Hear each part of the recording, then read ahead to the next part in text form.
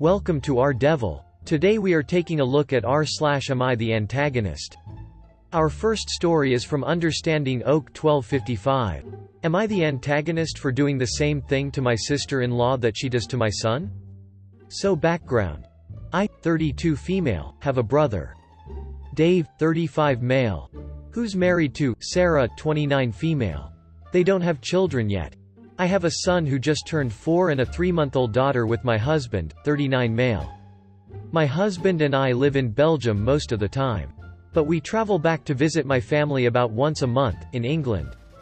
At home, we speak both English and French to our children. My husband is Belgian.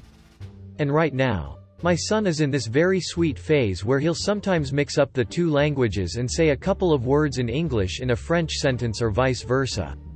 This has never posed a problem to us.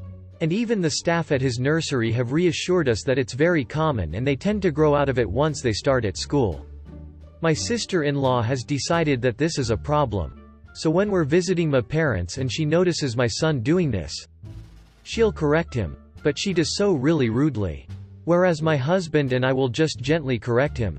Anyway, we're visiting at the moment and she's now decided that instead of correcting him, she's just going to start ignoring him when he does this. I sort of noticed her doing it when we arrived. And I thought it was odd. But assumed maybe she was just stressed. Her job is quite intense. But it only really became an issue yesterday.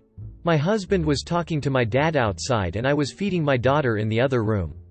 And I'd left Louis with Sarah and Dave.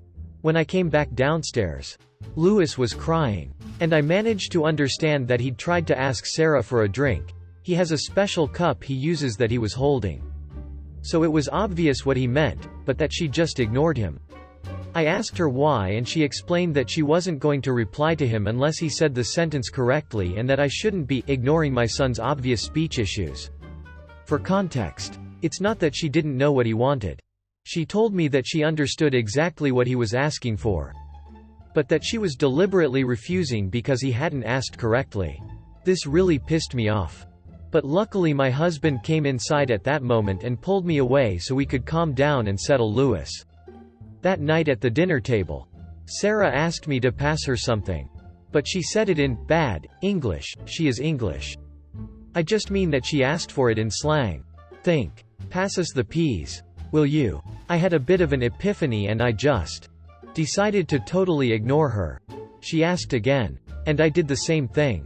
My brother asked why I was ignoring his wife and I said that I'm not able to reply if she can't speak English correctly and that it's wrong of him to ignore her obvious issues with grammar. Everyone's pretty pissed off with me and I admit it was incredibly childish. But she was needlessly being a donghead to my baby. Should I just apologize? Edit. Wow, this really blew up. Thanks for all the comments and support. And thanks for all the /you are the antagonist messages too. I'm not going to apologize to her. Because, to be quite frank, I think she deserved it. But I will have a conversation with her and my brother before we leave to try and explain that. For one thing, it's completely normal. And, more importantly, that if she keeps correcting or ignoring my son, I'll be severely limiting their contact. Although I doubt if I'll ever leave him alone in a room with her again anyway. To answer a few of the most common questions, when I said everyone was mad at me, I meant my brother, his wife and my parents, although my parents don't agree with what Sarah's doing either. They're more trying to keep the peace. My husband is entirely on my side. And when he realized what Sarah had done to Louis, he only saw the aftermath. He wanted to cut short the trip. Sarah, and the rest of my family, only speak English, which I suppose goes some way towards explaining why she doesn't understand it. I do think it's a monolingual reaction because we've never experienced anything similar in Belgium. One final thing, lots of questions about why we're in the UK so often. My husband has to be in London for his job about once a month / once every 6 weeks. So we tag along. I freelance. And a few of my clients are UK based. So it's a good opportunity for me to fit in a few meetings too. It also gives us the chance to bring Louis and Misha over to see my parents before Louis starts school. And we have to cut down on the visits. Comment by rluna911. Not the antagonist, this is genius and I love it. I speak 3 languages and grew up learning them. At age 3 I interspersed words of all the languages and got my lowest grade ever, in nursery school, because my nursery teacher was like Sarah. Years later this behavior is considered normal of a child becoming fluent in multiple languages, and they do sort it out by the time they are school age. What's Sarah's excuse? Your reaction was perfection. Comment by Sam Spade PI. Not the antagonist. I think it was a good way of making your point. Actually. Your son is 4. For Christ's sake, I mean. For Christ's sake. Of course he's going to make a few grammatical and pronunciation errors. Gentle correction is the way to go.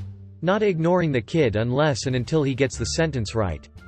How does he even know what's right unless the adults in his life tell him? Comment by Far Anteater 256. Not the antagonist. I wouldn't apologize. Given the fact that she refused to help a child and made him cry based on the same logic you're using, which is actually her logic. If she can't even meet her own standards, she has no business imposing them on a toddler. Our next story is from Logos H434. Am I the antagonist for dropping my sister's kids at the child-free wedding that she was at? To make a long story short. I, female 25, I'm a medical student. My free time is very limited and I have lots and lots of commitments. My sister, female 33, has 3 kids all under 10 and she often expects me to babysit for her, which isn't the main problem. But she drops them off at random times with very short notice or no notice at all. The other day, she called saying she was on her way to drop the kids off at my place. Because she was attending her friend's child-free wedding and she couldn't take the kids with her. I had a huge argument with her on the phone because I had to study for my upcoming exam, but next thing I knew, the kids were at my doorstep and she was already back in the car and then drove off with her husband. I was so pissed I couldn't handle it. I decided to get dressed 30 minutes later and take the kids right where their mom and dad were. I drove them to the wedding, which was at her friend's house, and had them go in.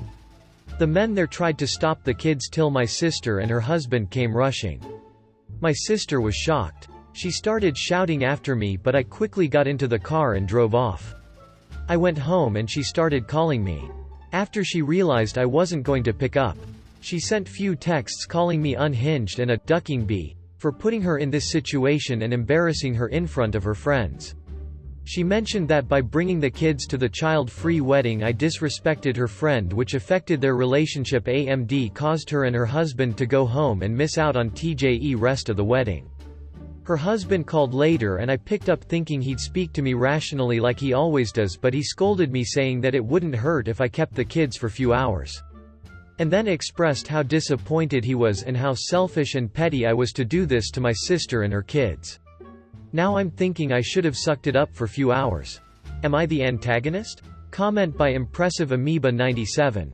Not the antagonist. Never babysit again. Your sister is disrespecting your life and commitments because she really does feel hers is more important. Until now. You agreed with her. Her husband is your sister's enabler and your breaking of the shackles doesn't benefit him. Sure. He usually seems more reasonable. But that's what makes him worse. He could be better. He chooses not to. Good luck on your exams. You fought for your study time. Get the grades you deserve and don't allow your sister to be an obstacle one moment longer. Comment by EJ1004.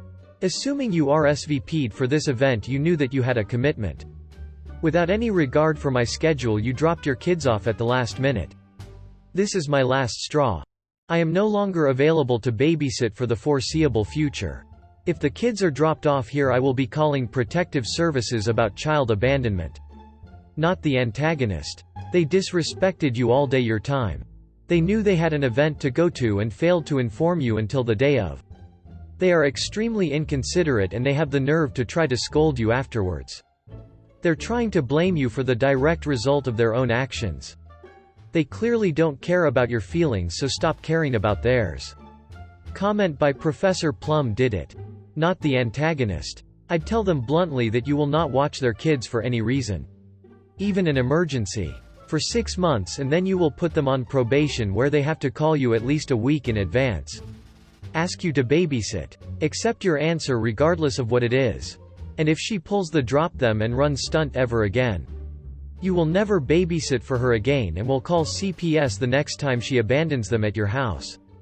If her friend was disrespected, it was her own fault, not yours. You did nothing wrong. Our next story is from South Artist 3160.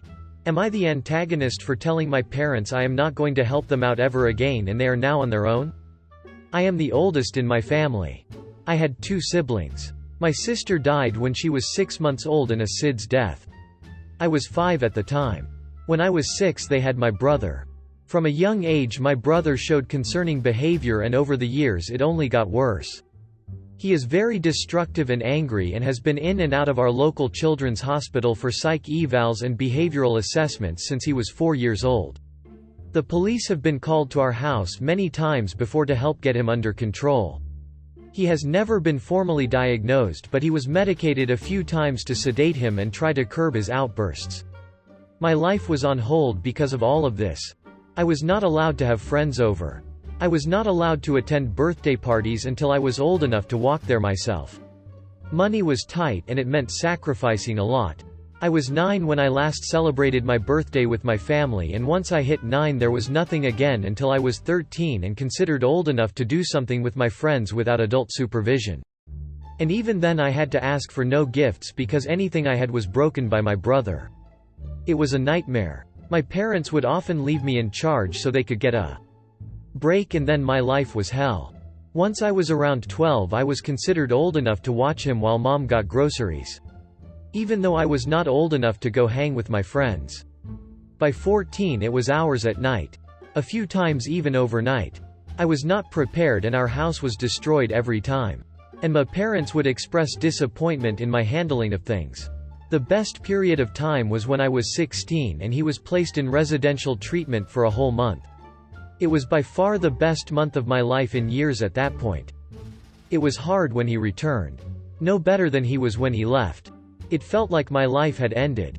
I moved out as soon as I could and I have distanced myself from my family. My parents have tried to keep in touch, but I am bitter toward them for my childhood. And they are aware. They have made excuses for why they made certain decisions. Now they need my help. My brother has gotten worse. They haven't had any kind of a break in 7 months. They want me to babysit for a few hours or a night so they can get a break. I told them no. They told me they need my help.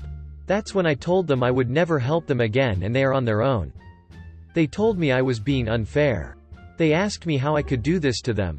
Am I the antagonist? Comment by anti-fascist. Not the antagonist. He's not your responsibility and they need to get him properly diagnosed for services and perhaps look into a group home situation for him.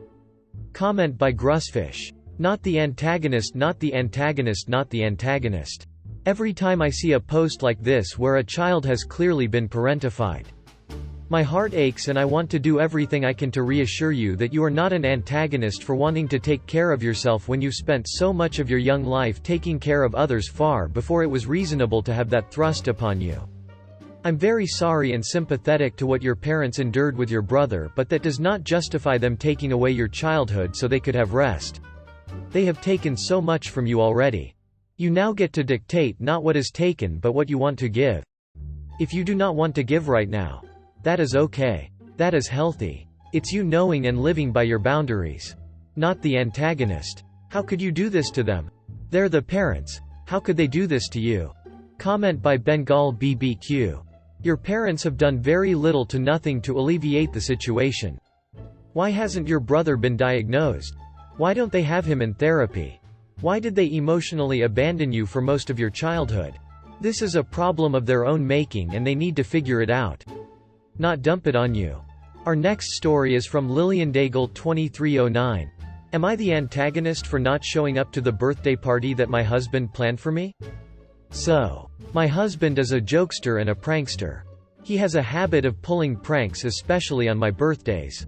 He judges my reactions as overreactions, and says I should loosen up and be extra happy because he thinks he's making my birthdays extra funny.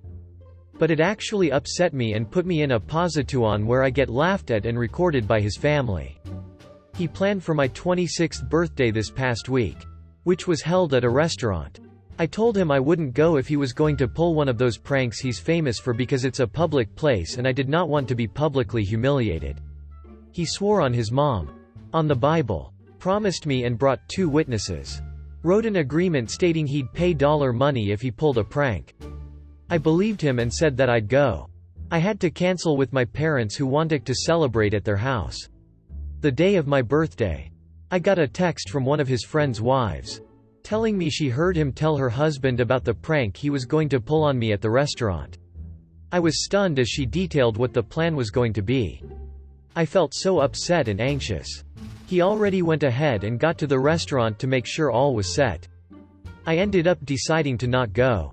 He started calling then texting asking where I was and say JNG the party was going to start without me. I turned my phone off and went to my parents' house and had a small party there. I went home at 7 p.m. and found my husband there fuming at me. He lashed out asking why on hell did I not show up to the party after he put money, time and effort in it. I told him why and he called his friend's wife a liar and reminded me of all THD promises he made and accused me of not trusting his word. I said I couldn't take the chance and risk in having him basically ruin another birthday of mine. We had a huge argument, then he started giving the cold shoulder, while pointing out how I embarrassed him and wasted his time and money by not showing up. Comment by Spotsy27. Not the antagonist. But if you have to go through all that before you can even consider trusting him, and he still lied, why even bother with the relationship? You shouldn't need to bring in outside witnesses to convince your partner to show you respect. Comment by Reddit Gunboat. Tell him that you not showing was a prank, and he's overreacting. Comment by Orange Cubit. Not the antagonist, you were just pulling a prank on him by not showing up. Why doesn't he find that hilarious? Our next story is from Proud Buyer 8918. Am I the antagonist for dumping the truth on my sister? My parents had 2 girls, me, 17 female, and my sister, 14 female. I have always felt like my parents saw me as a babysitter, as a third adult in the house, and have expected me to be a 40-year-old kid/teenager. Whereas my sister was their baby. They spoil her rotten. They adore her. She has never wanted for anything and they do everything to make her happy. I was expected to help take care of my sister for as long as I can remember. She's not special needs. Was never sick. Wasn't even a preemie either. But that was the dynamic that was set up. I remember I would come home from school and mom would have me help feed my sister. She would have me watch her then while she was in and out of the house. I would be told I needed to play with her if my sister was upset. She'd miss me a lot and my parents would insist I dedicate my time to her once I was home. We'd go out as a family and she'd want something and they'd get it for her. But I would be told to act my age if I wanted something. She would get to hang out with friends whenever she wanted. Would have really amazing birthday parties and sleepovers that I was never allowed to have. I also never got to attend sleepovers at other friends' houses. There were times my parents would take her to do really amazing stuff and I was left behind. Over time my sister started to get annoyed by my pulling back when I was around 15. I kept to myself. I'm moody around them. I don't engage in the family. I take the punishments rather than do chores since she has none assigned to her. My parents hate that I won't be the little housekeeper they wanted. My sister has told me I'm a brat and ungrateful for not helping our parents who are amazing. Over time it has gotten worse. Then she heard me making plans to leave with my friends in a couple of months. She was so pissed that I was going to leave the family behind and that I hadn't told the family anything. She talked about how mom and dad have saved for us to go to college and I just want to run away. Something broke inside me when she said that. I told her she has a college fund waiting for her. But I don't. Just like she can get anything she wants while I'm told to act my age and not want anything. I told her she expects me to be a maid when I get nothing and she gets everything. I told her I am not that much older than her but everyone expects me to be an adult. I asked her how she'd feel if she was supposed to juggle a younger sibling, taking care of the bulk of household chores, schoolwork and not getting time with friends. That the only reason you have shit is because you work.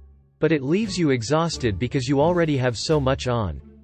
I told her that is my life and she doesn't make me want to stay any more than our parents do. To cut this short, she's upset and I was called an antagonist for being so mean to her.